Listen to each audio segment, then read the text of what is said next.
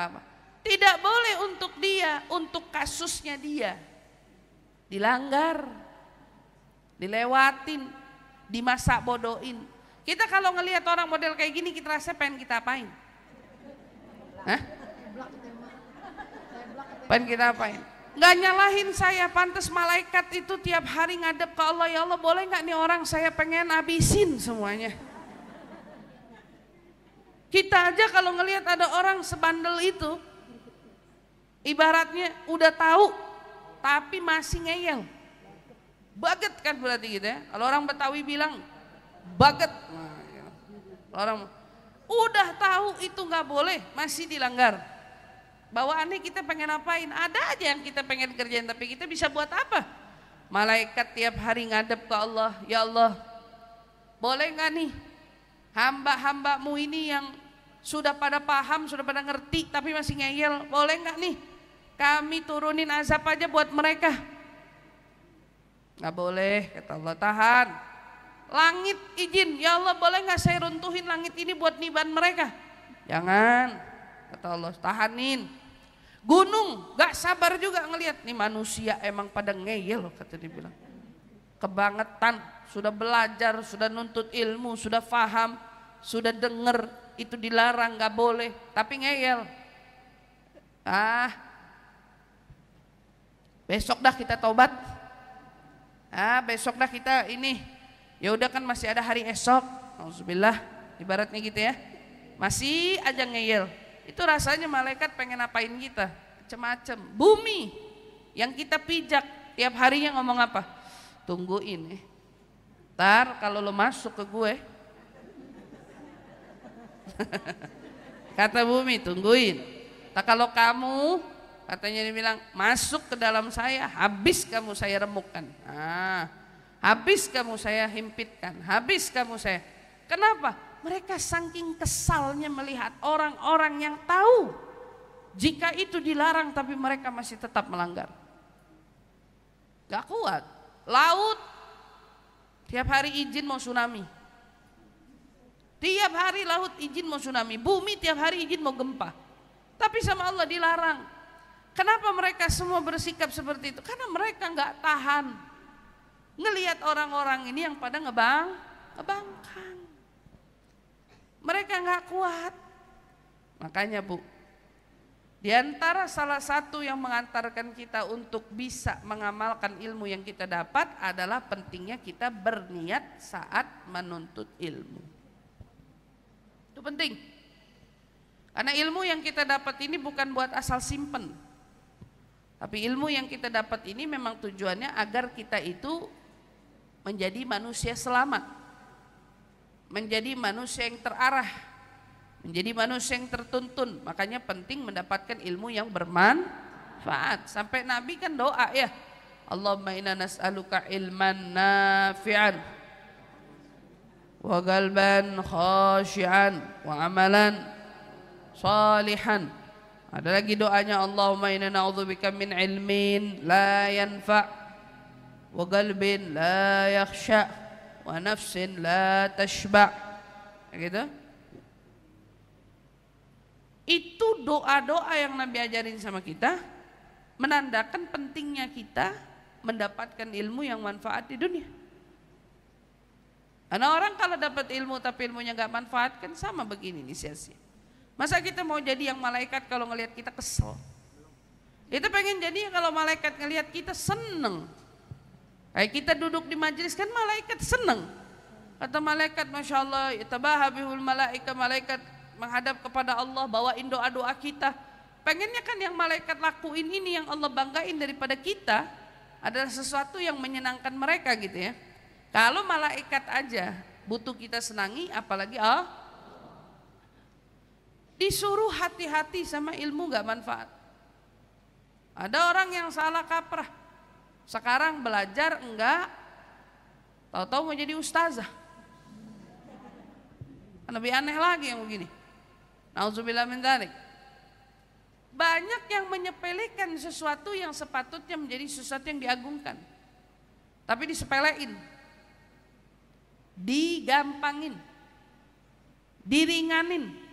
Padahal ini bukan sesuatu yang ringan. Al-ilm agung, ilmu itu agung. Ilmu itu besar kedudukannya di sisi Allah. Derajatnya orang berilmu bahkan menyerupai derajatnya para nabi. Selisih 1 derajat aja mereka. Berarti kita semua kalau mau ngaku diri kita berilmu kan perlu waspada. Bener gak nih? Iya, kita sama nabi cuman selisih sedikit, cuman selisih sederajat ibaratnya. Nabi diutus, kita kagak. Kayaknya gak berani kita ngomong kayak gitu. Orang sunnahnya aja masih banyak yang kita abaikan, perintahnya masih banyak yang kita lengahkan, kayak gitu kan. Ada lagi larangan yang masih sering kita selewengkan. Bagaimana kita mau ngaku kalau kita tinggi derajat sebegini? Gak berani kita mau ngaku seperti itu. Makanya dulu seorang ulama Syekh Mutawalli Asy-Sya'rawi, beliau tuh ngingetin sama kita, la ta'buduh liyu'ti. Jangan kamu menyembah Allah karena mengharap Allah beri kita, mengharapkan pemberiannya. Jangan. Nah, kalau kita ibadah cuma mengharapkan pemberiannya saja, kita bisa jadi terpleset di tengah-tengah ibadah kita. Sama, jangan belajar pengen pinter aja, karena tujuan pinter tuh nggak ada gunanya. Orang pinter masuk surga? Enggak. Kenapa kiasannya orang berilmu? Wa alimun, bukan wa mahirun. Bukan orang pinter, bukan. Tapi alim, berilmu. Maksud berilmu itu apa? Dia tahu cara ngamalin ilmunya. Karena orang punya berilmu itu akan terlihat dari perilakunya, bukan dari uji tes akalnya, bukan.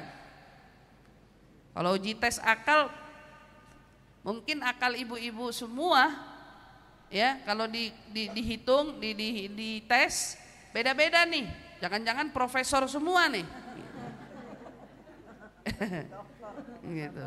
Profesor, doktor semua nih, karena pintar-pintar ternyata, gitu ya. Tapi ternyata tolak ukur berilmu tidak dari itu semua, tetapi dari perbuatan. Tingkah laku kita. Kita punya ilmu, pasti ngomongnya dijaga. Iya kan? Iya, ngomongnya dijaga, perbuatannya lebih tertata, perilakunya lebih terhormat. Punya ilmu soalnya. Jadi nggak sembarangan. Jaga wibawanya dia. Karena dia punya ilmu. Itu nggak dibuat-buat. Itu sudah dari sananya, emang ilmunya mengajarkan dia begitu. Ilmunya membawa dia berperilaku seperti itu. Jadi kalau kita ibadah bukan untuk pemberiannya, lalu untuk apa? Kita disuruh bal'ubuduh liyurdi. Beribadahlah kamu untuk menggapai ridhonya. Ridhonya. Bukan untuk pemberiannya. Yang kita mau adalah ridhonya. Karena kenapa? Fa idza radiya adhashukum bi ata'ih. Karena dia Allah kalau sudah ridho sama kita, kita bakal dibanjirin, dikejutkan, dibuat takjub olehnya dari pemberian-pemberiannya. Kalau Allah sudah ridho. Jadi kita belajar untuk ridhonya Allah.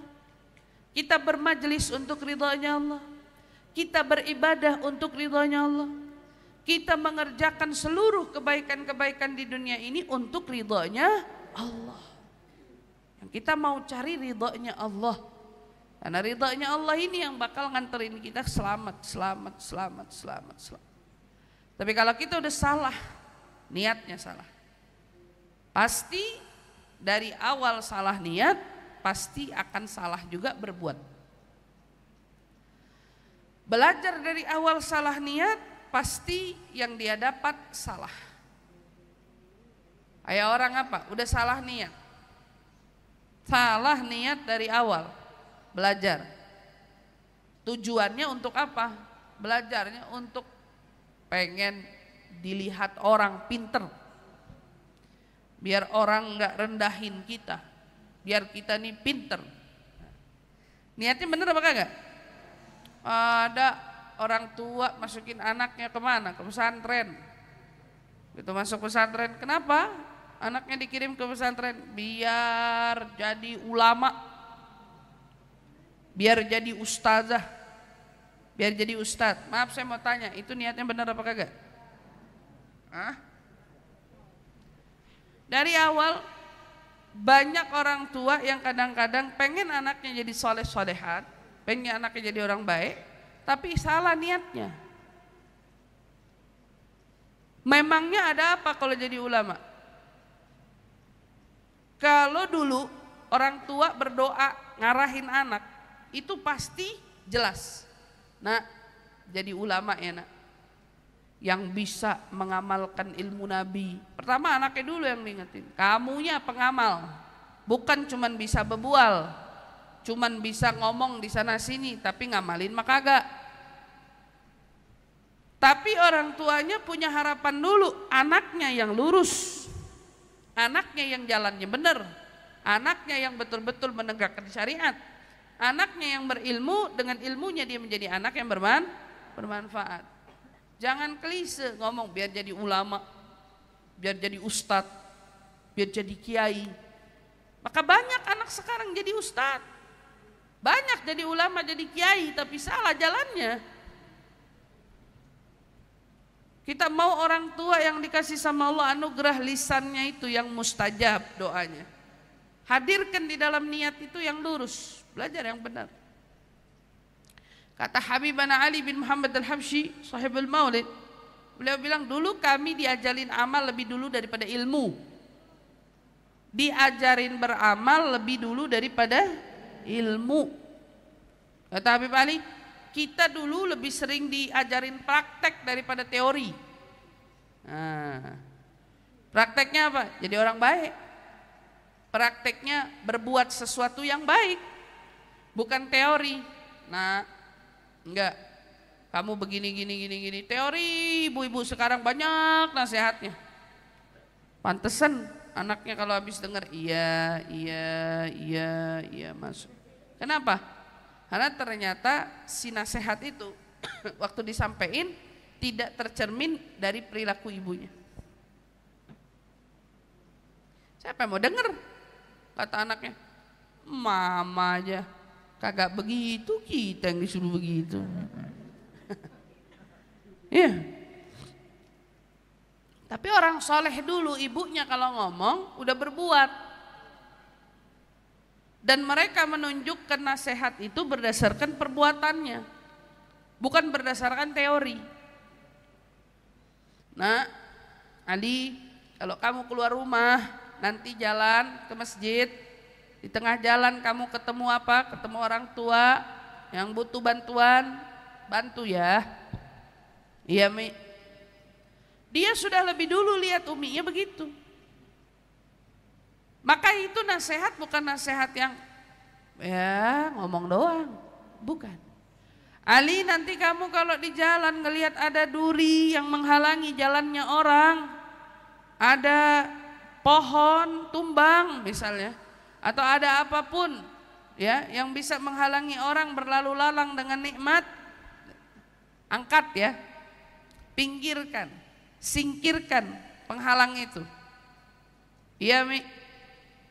Kenapa nasihat yang begitu bisa sebegitu cepat dipraktekkan oleh anak-anak saat itu? Karena mereka menemukan orang tuanya begitu. Adapun sekarang orang tua punya harapan besar, anaknya pengen ini, pengen itu, pengen ini, tapi anaknya nggak melihat contoh itu dari yang nyuruh. Siapa yang mau denger? Susah, Bu. Kalau sampai ibu dapetin, ibunya kagak begitu, anaknya mau nurutin ibu, itu ibu dapat jackpot dari Allah. Benar, ibu dapat jackpot dari Allah. Ibunya sholat sunnah mah kagak, anaknya sholat. Ibunya puasanya kagak, anaknya rajin puasa. Ibunya pakai kerudungnya masih sembarangan, anaknya rapet bajunya. Itu saya bilangin, ada orang tua yang dapat anak model begitu yang diomelin. Itu jackpot dari Allah, hadiah agung yang besar dari Allah Subhanahu wa taala.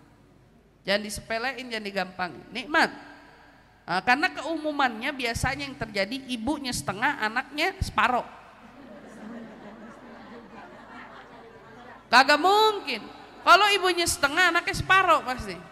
Biasanya begitu kan. Kalau ibunya satu, anaknya setengah. Harusnya kan begitu biasanya. Makanya kalau udah rusak, dibilang kan kalau udah yang rusak ibunya, anaknya udah pasti rusak. Kebanyakan kan gitu. Maka kalau sampai ada yang bertolak belakang, tahu-tahu nih ibu dapat anak, misalnya gitu ya, anaknya lebih waras dari ibu, anaknya lebih lempeng, anaknya lebih ngejagain dosa luar biasa, anaknya tuh sama dosa takut. Mama emang itu nggak apa-apa, mama itu kan dilarang sama Allah. Orang tua kayak gini malah berasa jangan kayak ustazah napa katanya. Anaknya begitu dikasih hadiah sama Allah malah anaknya diomelin.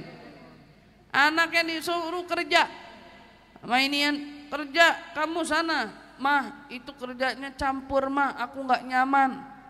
Jangan keradaan dah, udah kayak ustazah aja lu. Bilang kerja, bantuin emak bapak. Dulu emak lu bapak lu udah susah nyari uang, sekarang giliran lo. Anaknya takut sama dosa, ma bapaknya bodoh amat. Nih kalau dapat kayak gini udah pasti bukan doa ibu bapaknya itu. Dia dapat anak begitu itu pasti dulu nenek moyang mak bapaknya itu pernah doa minta dikasih keturunan yang baik, dapatnya dia. Atau ada bibit orang baik, maka tuh bibit dibalikin sama Allah jadi keturunan yang baik lagi. Itu langka, Bu. Saya bilangin langka karena keumumannya kagak gitu. Yang umum buah jatuh nggak jauh dari pohon. Kalau tiba-tiba ada buah jatuh, tahu-tahu jatuhnya ke pohon yang lain, nah ini kan langka kan, pasti ketendang sama anak-anak. Ada yang pindahin tuh buah. Kalau sampai ada anak bisa beda sama maknya, itu pasti ada yang pindahin. Ada yang pindahin tuh jatuhnya rupanya angin lagi kenceng-kencengnya, debu loncat dia jatuhnya. Gak mungkin. Itu kalau dari sisi pikiran yang kita pikir logika gak mungkin. Bisa ada anak rajin ngaji emaknya, Masya Allah. Sebetulnya banyak loh anak-anak muda yang Allah kasih jadi anugerah buat ibu itu luar biasa benar. Nah banyak anak-anak muda sekarang yang jauh lebih takut sama Allah ketimbang orang tuanya. Tapi banyak orang tuanya nggak ngerti, nggak mau ngerti, nggak mau faham. Anaknya dari kecil mau rapih, dia yang nggak terima. Anaknya takut dosa, dia yang nggak terima.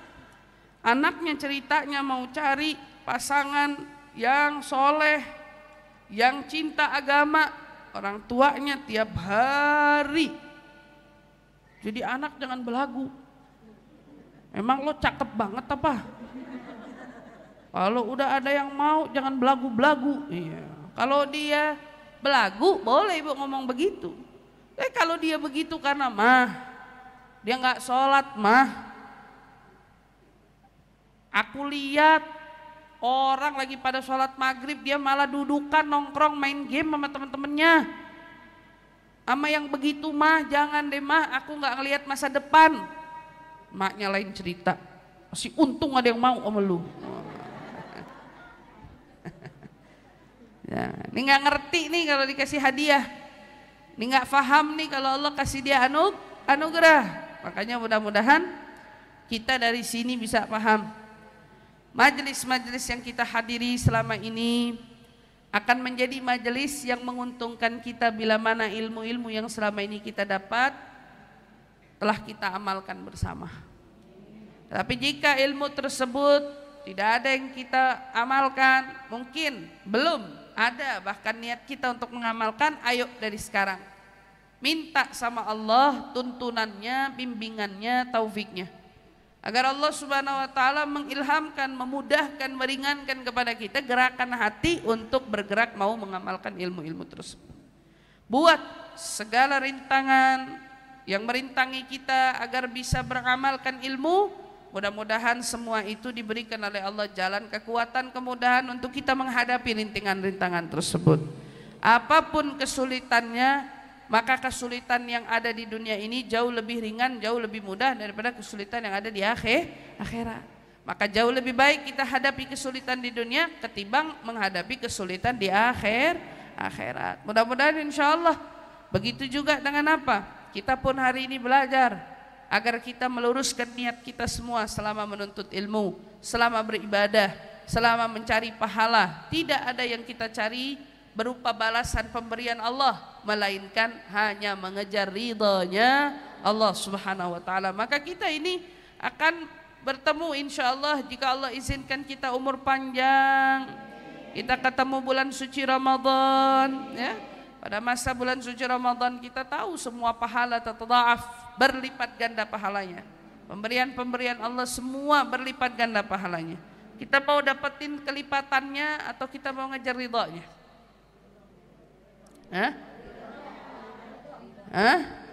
Tadi kan sudah dibilang, kalau kamu kejar ridhonya, kau akan terkejut dengan pemberiannya.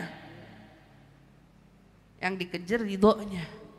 Perhatikan, Allahumma inna nas'aluka ridhaka wal jannah wa na'udzubika min sakhatika. Kalau kita Ramadan kan suruh banyak-banyak baca itu. Kamu ngejar apa? Ngejar ridho. Kita ngejar ridhonya Allah. Tarawih ngejar ridho. Sedekah ngejar ridho. Puasa ngejar ridho. Semua ibadah yang kita buat ngejar ridho. Kita ngejar ridhonya Allah. Makanya kita perbanyak dengan membaca itu semua. Minta sama Allah ridhonya, minta surganya. Tapi yang pertama kita minta ridho. Maka saat kita mengejar ridhonya, insya Allah kita akan dibuat kagum, dibuat terkejut, dibuat apa? Dibuat takjub dengan pemberian-pemberian Allah Subhanahu wa ta'ala. Insya Allah, mudah-mudahan majelis kita yang tawakufan hari ini, walaupun tawakufan mengajarkan kepada kita, mengingatkan kita untuk pentingnya kita mengamalkan semua ilmu-ilmu yang sudah kita dapat selama kita di dunia ini, selama kita hidup di sini. Apalagi yang sudah rutin istiqomah mengaji di sini di Masjid Ta'lim Al-Azhar. Kita mengaji kitab daripada kitab hadis Mukhtar. Di sini kita belajar daripada hadis Nabi kita Muhammad sallallahu alaihi wasallam. Kita udah bahas tentang bab niat, kita udah bahas tentang adilnya anak, kita bahas juga tentang takwa. Banyaklah yang sudah kita bahas di situ. Mudah-mudahan semua itu bisa kita amalkan satu persatu. Insya Allah diberikan kemudahan oleh Allah Subhanahu Wa Taala, dan mudah-mudahan nasihatnya begitu bermanfaat untuk kita. Allah anugerahkan kepada kita ilmu yang bermanfaat, ilmu yang berguna, ilmu yang membuat kita semakin taat, semakin dekat kepada Allah Subhanahu wa taala, dan juga semakin dekat dengan junjungan Nabi besar kita Muhammad sallallahu alaihi wasallam. Kita berharap mudah-mudahan ilmu ini menjadi ilmu yang menjauhkan kita dari maksiat, yang menjauhkan kita dari perbuatan yang dilanggar, yang dilarang syariat. Mudah-mudahan kita diselamatkan Allah Subhanahu wa taala dari siksa-siksa Allah dan api murkanya. Insyaallah, amin amin ya rabbal alamin. Kita doakan para asatidzah, para guru, wabil khusus namanya siapa Mi? Mursidah. Ustazah Haja Mursyidah. Nah gitu ya. Ntar saya takut salah lagi gitu. Karena semuanya pada salah ngucap nama di sini. Makanya saya pastiin dulu namanya siapa. Haja Mursyidah. Kita doain Ustazah Haja Mursyidah biar panjang umur, sehat afiat. Mudah-mudahan kembali lagi bisa menghiasi majelis taklim ini dengan penuh kebaikan, dengan penuh ketaatan, dengan penuh keistiqomahan. Begitu juga para jemaahnya yang hadir. Mudah-mudahan insya Allah yang istiqomah, yang rutin, baik yang datang hari ini maupun yang telah rutin datang di sini, mudah-mudahan insya Allah semua hajat-hajatnya dikabulkan Allah, diistiqomahkan langkahnya oleh Allah Subhanahu wa taala. Mudah-mudahan insya Allah jamaah yang mau berangkat umroh, mudah-mudahan diberi sehat afiat, diberikan kelancaran ibadah umrohnya, sampai di sana dengan selamat, kembali lagi ke tanah air dengan selamat. insyaallah menjadi ibadah umrah yang mabrur, sa'yan masykur wa tijaratan lan tabur. Insyaallah amin ya rabbal alamin. Dan Allah keluarkan kita dari bulan Rajab ini, Allah gugurkan juga dosa-dosa kita. Allah keluarkan kita dari masalah-masalah kita. Allah keluarkan kita dari kesulitan-kesulitan kita. Menyambut datangnya bulan Sya'ban, Allah anugerahkan kita kebaikan yang berlimpah, kebaikan yang banyak. Mudah-mudahan keberkahan yang berlimpah ruah dari junjungan Nabi besar kita Muhammad sallallahu alaihi wasallam, sehingga Allah panjangkan umur kita semua. Ya Rabb, panjangkan umur kita sampainya Ramadan. Mudah-mudahan kita semua diberikan kekuatan untuk menjalankan ibadah puasanya, untuk menghidupkan ibadah malamnya, untuk memperbanyak tilawah Qur'annya, untuk mampu menahan diri dari godaan hawa nafsu kita. Mudah-mudahan insyaallah Allah pelihara, mudah-mudahan semua amal ibadah kita diterima oleh Allah Subhanahu wa taala. Amin amin ya rabbal alamin. Ala hadhihi niyyah wa ala kulli niyatin salihah jami'ah syamilah wa ila hadratin nabi sayyidina Muhammadin sallallahu alaihi wasallam bisirril Fatihah. Bismillahirrahmanirrahim. Alhamdulillahi rabbil alamin. Ar-Rahmanir Rahim. Maliki yaumiddin. Iyyaka na'budu wa iyyaka nasta'in. Ihdinas siratal mustaqim. Siratal ladzina an'amta 'alaihim ghairil maghdubi 'alaihim waladdallin. Amin amin ya rabbal alamin. Saya selaku guru tetap yang rutin mengajar di sini, mohon dibukakan pintu maaf yang sebesar-besarnya bila selama saya mengajar terdapat ada kesalahan, kekhilafan baik yang disengaja ataupun tidak. Kiranya ibu-ibu maafin apa kagak? Maafin apa kagak? Beneran ridho apa kagak? Saya juga kalau ibu-ibu ada yang buat salah, ada yang punya salah, saya udah maafin, saya udah ridhoin. Insyaallah mudah-mudahan kita bertemu lagi di dalam kesempatan yang lain dengan penuh kebaikan, dan insyaallah mudah-mudahan dipenuhi dengan kesehatan dan keafiatan. Amin amin ya rabbal alamin. Cukup sekian dari saya. Terima kasih untuk segala perhatiannya. Kurang lebihnya mohon dibukakan pintu maaf yang sebesar-besarnya. Wal afu minkum. Wassalamualaikum warahmatullahi taala wabarakatuh.